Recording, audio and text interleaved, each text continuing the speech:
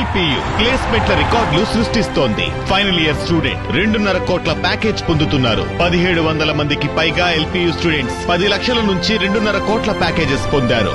విద్యా విప్లవం ప్రారంభమైంది లవ్లీ ప్రొఫెషనల్ యూనివర్సిటీలో. విశాఖలో టీచర్లు ఆందోళనకు దిగారు. ఉపాధ్యాయ సంఘాల ఐక్య వేదిక ఆధ్వర్యంలో డీఈఓ కార్యాలయాన్ని ముట్టడించారు. ఎస్జిటిలకు మాన్యువల్ కౌన్సిలింగ్ నిర్వహించాలని వారు డిమాండ్ చేశారు. వెబ్ కౌన్సిలింగ్ వద్దు, మాన్యువల్ కౌన్సిలింగ్ ముద్దు అంటూ నినాదాలు చేశారు.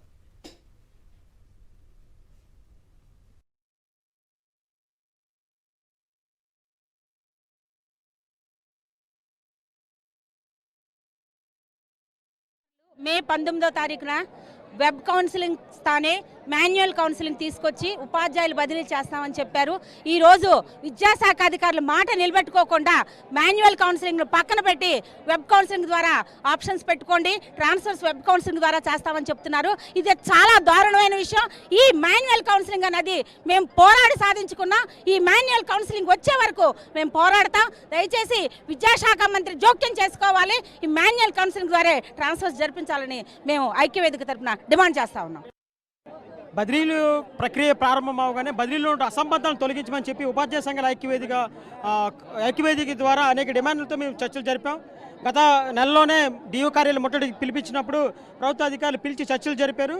మాన్యువల్ కౌన్సిలింగ్ జరుపుతున్న హామీ ఇచ్చారు ప్రధానంగా.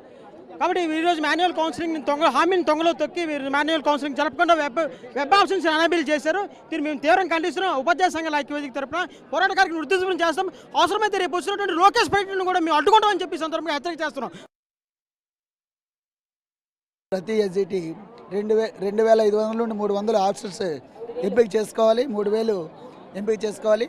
అది సులభమైన ప్రక్రియ కాదు, చాలా కష్టమైన ప్రక్రియ.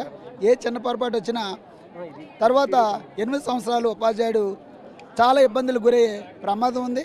కాబట్టి కంపల్సరీగా మాన్యువల్ కౌన్సిల్ మాత్రమే ప్రభుత్వం అమలు చేయాలి. అలా అమలు చేయని పక్షంలో మేము అందరమే ఈ ట్రాన్స్ఫర్ని బహిష్కరించి ఉద్యమాన్ని తీవ్రతరం చేస్తాము.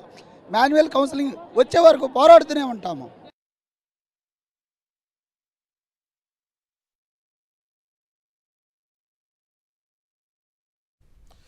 ఇటు కాకినాడలోనూ టీచర్లు ఆందోళనకు దిగారు. సాలిపేట గర్ల్స్ హై స్కూల్ వద్ద బైఠాయించి నిరసన తెలియజేశారు. వెబ్ కౌన్సిలింగ్ వల్ల తాము తీవ్రంగా నష్టపోతున్నామని ఆవేదన వ్యక్తం చేశారు.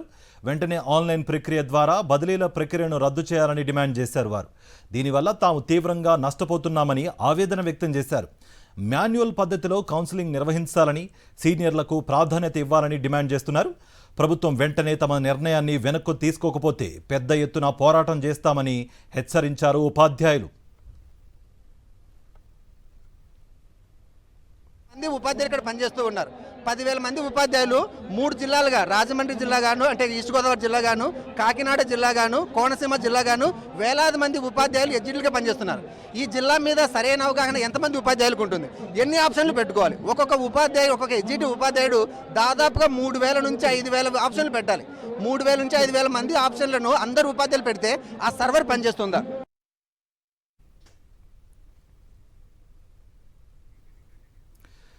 చిత్తూరు డీఈఓ కార్యాలయం ఎదుట ఉపాధ్యాయులు నిరసన చేపట్టారు. ఉపాధ్యాయ సంఘాల ఐక్యవేదిక జిల్లా స్టీరింగ్ కమిటీ పిలుపుతో పెద్ద ఎత్తున టీచర్లు ఈ ఆందోళనలో పాల్గొన్నారు. ఉపాధ్యాయ బదిలీలను మాన్యువల్గా నిర్వహించాలని మూకుమ్మడిగా డిమాండ్ చేశారు. వెబ్ ఆప్షన్లో వచ్చిన అసంబద్ధతలను తొలగించాలన్నారు. నష్టపోయిన ఉపాధ్యాయులకు రీకౌన్సిలింగ్ జరిపి న్యాయం చేయాలని విజ్ఞప్తి చేశారు. మంత్రి లోకేష్ స్పందించి తమ సమస్యలు వెంటనే పరిష్కరించాలని డిమాండ్ చేశారు.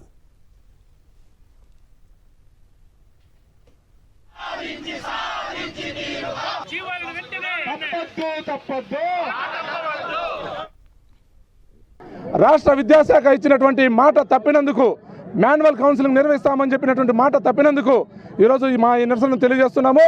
గతంలో మా బడులను కాపాడుకోవడానికి, బడుల్లో పనిచేసే ఉపాధ్యాయుల యొక్క ప్రశాంతమైన వాతావరణం కల్పించుకోవడానికి మేము వీధుల్లోకి వచ్చాం. ఆ సందర్భంగా ఇచ్చినటువంటి మాటను ఎక్కువ పరిష్కారం చేయకుండా నమ్మకంగా హామీ ఇచ్చినటువంటి ఈ మాన్యువల్ కౌన్సిలింగ్ విధానాన్ని తొంగలో దొక్కుతూ 2 రోజుల ముందు రాష్ట్ర విద్యాశాఖ వితండమైనటువంటి నిర్ణయం తీసుకున్నది. మేము రాష్ట్రంలో ఉన్నటువంటి గుర్తింపు పొందినటువంటి 9 ఉపాధ్యాయ సంఘాలతో పాటు కలిసి వచ్చే ఉపాధ్యాయ సంఘాలన్నీ కూడా కలిసి ఏకతాటి మీదకి వచ్చి మా ఉపాధ్యాయులకు తప్పనిసరిగా మాన్యువల్ కౌన్సిలింగ్ నిర్వహించాల్సిందే అని చెప్పేసి అనేక సార్లు ప్రాతినిధ్యం చేశాం. తప్పకుండా ఉపాధ్యాయులకు న్యాయం చేయాలి.